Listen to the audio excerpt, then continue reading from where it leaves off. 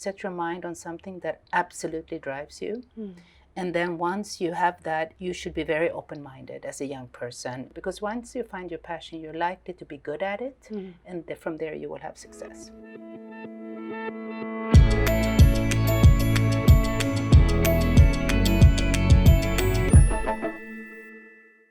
Hi, Anna. Thank you so much for being here, for having us in your office. Thank you so much, Alla. Great to be with you. Thinking about this discussion, I was unable to come up with any easy questions for you. So, Okay, great.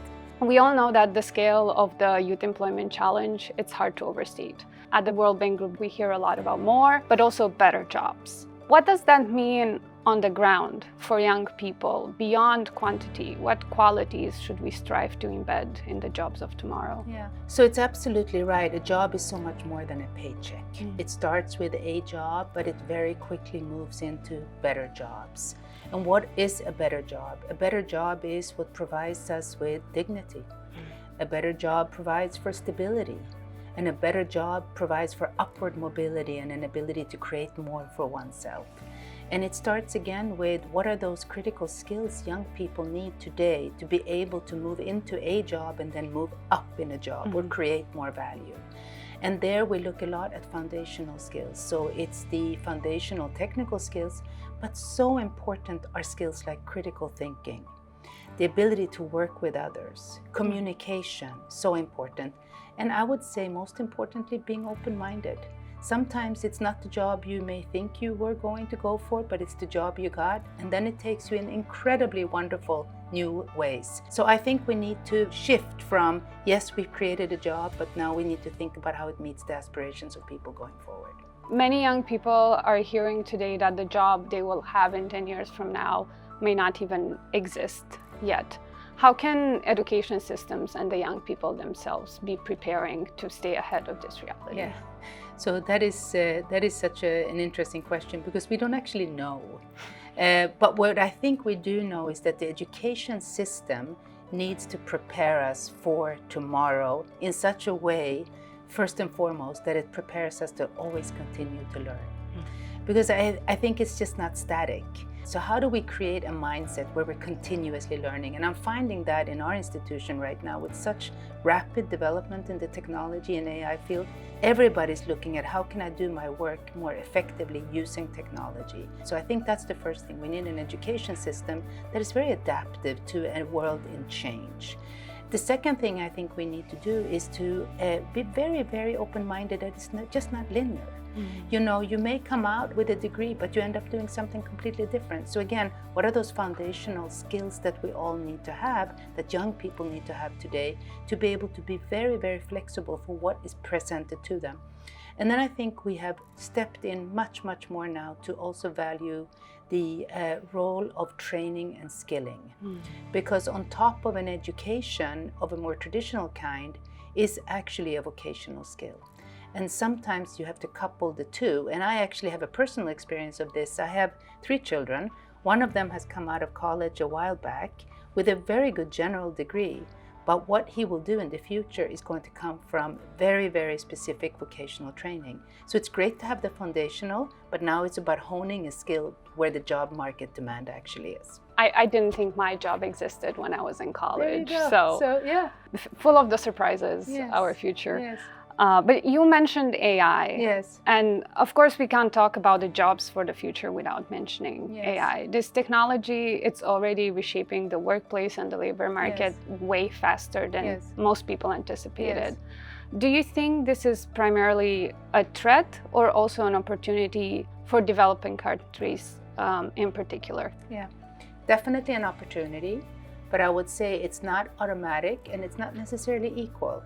And why is that? Very few countries in the world today have what it takes to have large-scale use of AI, which includes a significant amount of reliable energy, computing power, and skills.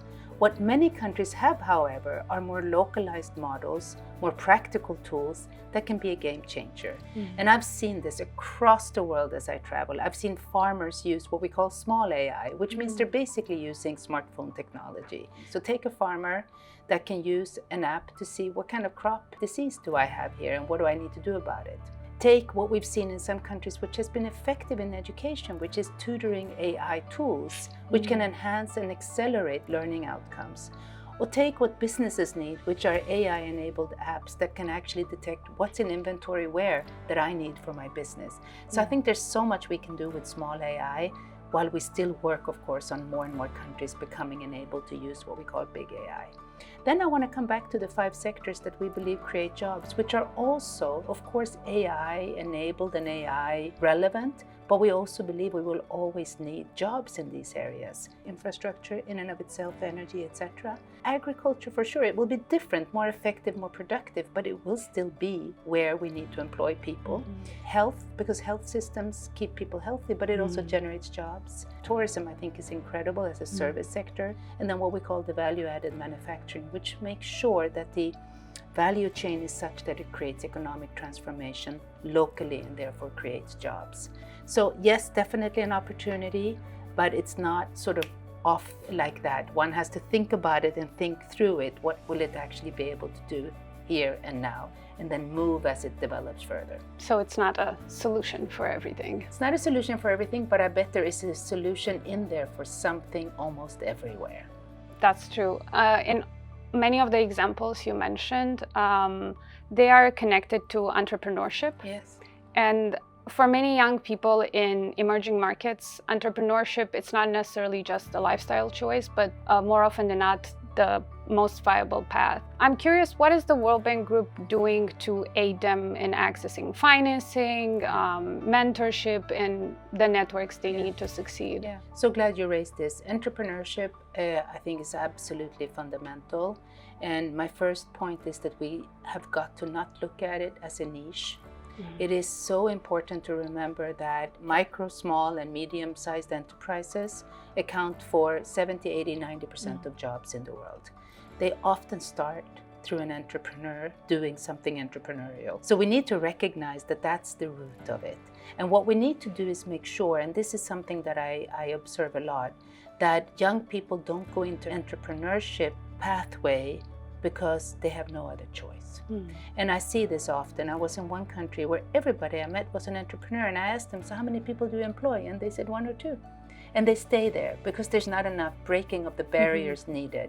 And that is access to finance, for sure. It's access to skilled people, which is why they're not hiring, because they don't have the skills in the market they need. But it is also the ecosystem, which involves a lot of mentorship. And then I think there are some gender barriers. And I was talking to a woman who runs a very successful investment company in West Africa, and she employs a lot of female entrepreneurs. And she said you have to work extra hard because there's some biases in terms of the barriers to entry. But once you start looking at the numbers, it becomes such a clear business case. So I think we need to A, recognize entrepreneurship is not a niche. B, most companies came from some type of entrepreneurial idea. And how do we make sure we move from it being no choice but to be an entrepreneur to being a really high potential, productive, job creating entrepreneur? When a young person thinks about their career, their future job, they often look for advice to role models and people with a lot of experience like yourself. You have a beyond remarkable career in development. So I would like to know, if you were starting out just today in this world that it's changing so quickly that we barely are able to notice, what would you focus on? I think you set your mind on something that absolutely drives you.